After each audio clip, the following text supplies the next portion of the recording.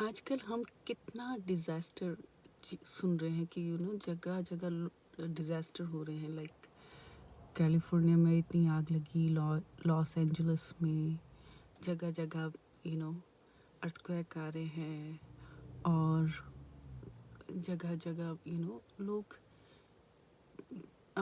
बात करते करते मर जा रहे हैं। बहुत से किस्से हमारे सामने आ रहे हैं। ये पता है क्या है? ये सब चीज़ें बाइबल में लिखी हुई हैं कि ये दुनिया का अंत जब स्टार्ट होगा तो दुखों का आरंभ होगा। और सच में कि दुखों का आरंभ हो गया। हम लोग देख रहे हैं परमेश्वर हमेशा अपना प्रूफ देते हैं। ये सब चीज़ें होती हैं क्योंकि ये सब चीज़ें लिखी गई हैं तो ये होंगी। हम इनके लिए कुछ भी नहीं कर सकते हैं। इवन हम सवाल भी नहीं कर सकते हैं परमेश्वर से कि ऐसा क्यों, क्योंकि वो कहता है कि ये सब चीज़ें होंगी दुनिया के अंत में, क्योंकि हमारे गुनाह इतने बढ़ गए हैं कि परमेश्वर हमें छोटी छोटी ये वार्निंग्स दे रहा है।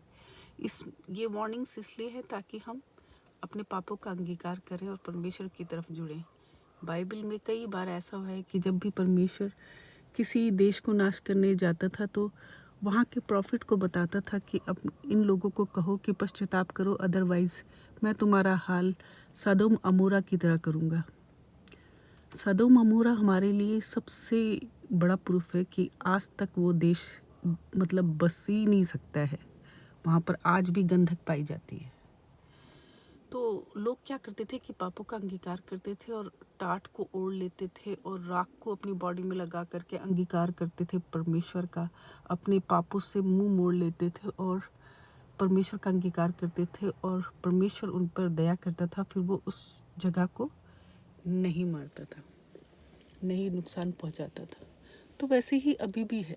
अगर हम इस संसार में जीना चाहते हैं और ज़्यादा, तो हमको अपने पापों का पश्चाताप करना पड़ेगा और परमेश्वर का अंगीकार करना पड़ेगा।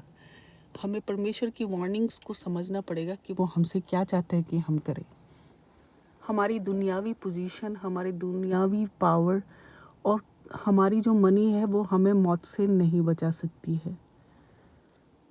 तो जब हमें ये सब चीज़ें बचा नहीं सकती, हमें सिर्फ बचा सकता है तो परमेश्वर सर्वशक्तिमान जिसने दुनिया को बनाया है, वो ही इसको मिटा सकता है। जो कुछ भी बाइबल में लिखा हुआ है वो सब पूरा हो रहा है और हम ये सब देख रहे हैं। उसमें लिखा है कि माँ बेटी को नहीं समझेगी, बेटी माँ को नहीं समझेगी और दुनिया भर का क्लेश होगा। ये हो रहा है।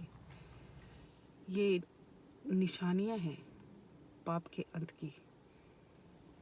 तो यही कहना चाहूँगी कि पापों का पश्चाताप करो और बैलेंस बना के रखो। मैं नहीं कहती कि सेंट बनना है, पर बैलेंस बना के रखो, क्योंकि परमेश्वर ने हमें धरती पे बढ़ जाने के लिए भेजा है, खुश रहने के लिए भेजा है।